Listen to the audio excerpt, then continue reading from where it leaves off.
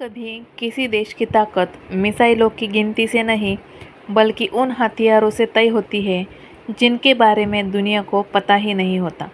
और आज हम बात करने वाले हैं भारत के उसी छुपे हुए राक्षस की, जिसका सिर्फ नाम सुनकर चीन की नींद उड़ जाती है, और उसका नाम है शौर्य 2। कहते हैं कि युद्ध बदलते रहते हैं, लेकिन युद्ध का डर हमेशा वही रहता है। दुनिया के बड़े बड़े देश आज हाइपरसोनिक हथियारों पर अरबों डॉलर फूंक रहे हैं, क्योंकि जो भी देश हाइपरसोनिक रेस जीतता है वही युद्ध में 10 कदम आगे होता है।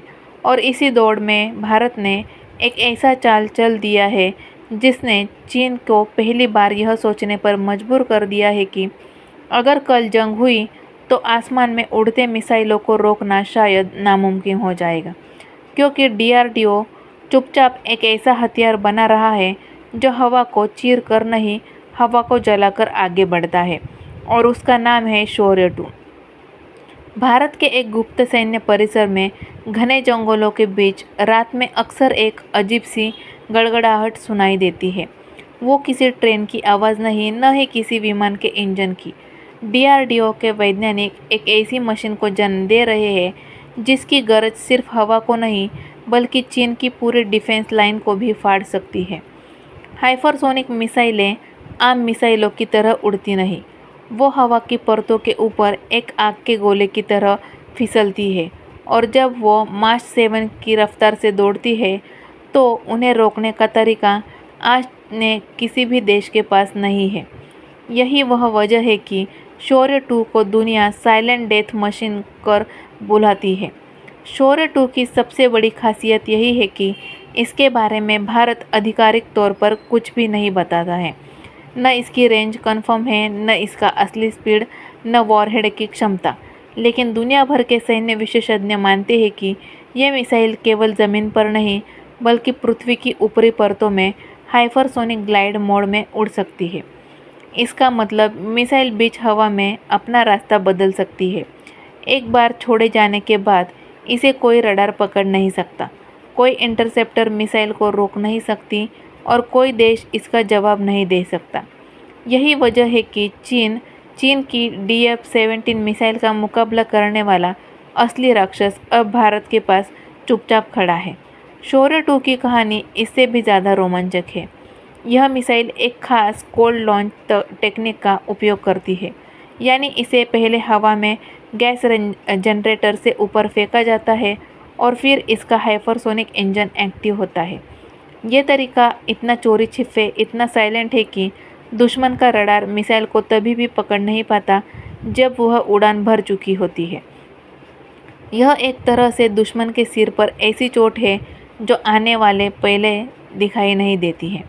डीआरडीओ के अंदरूनी सूत्रों की एक बात दुनिया में सबसे ज़्यादा चर्चा में रहती है कि शौर्य 2 की रेंज शायद आधिकारिक शौर्य मिसाइल से दोगुनी या तिगुनी है। कुछ विशेषज्ञ 3000 किलोमीटर कहते हैं, तो कुछ 5000 किलोमीटर, और कुछ तो दावा करते हैं कि यह 7000 किलोमीटर तक मार कर सकती है। अगर यह सच है तो इसका मतलब साफ है कि एशिया का कोई भी देश भारत की पहुंच से बाहर नहीं।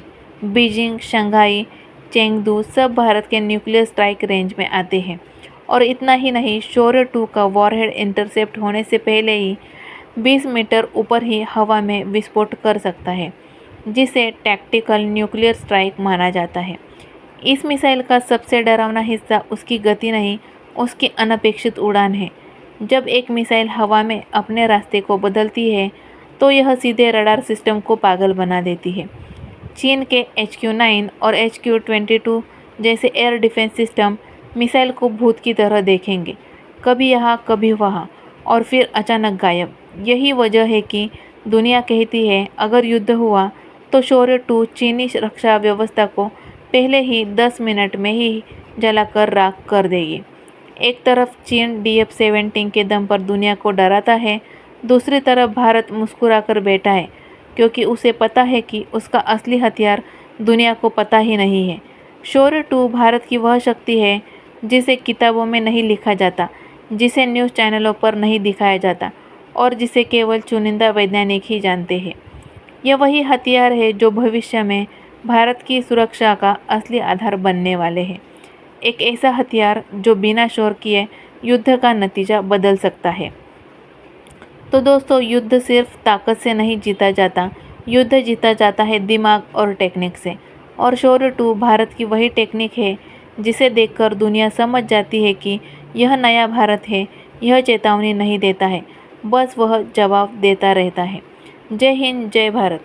दोस्तों, अगर आपको ये वीडियो पसंद आया हो और ऐसे वीडियो आपको देखना पसंद हो तो जल्दी से जल्दी फैक्ट वेद को सब्सक्राइब कर लीजिए और कमेंट में जय हिंद, जय भारत लिखना ना भूलें।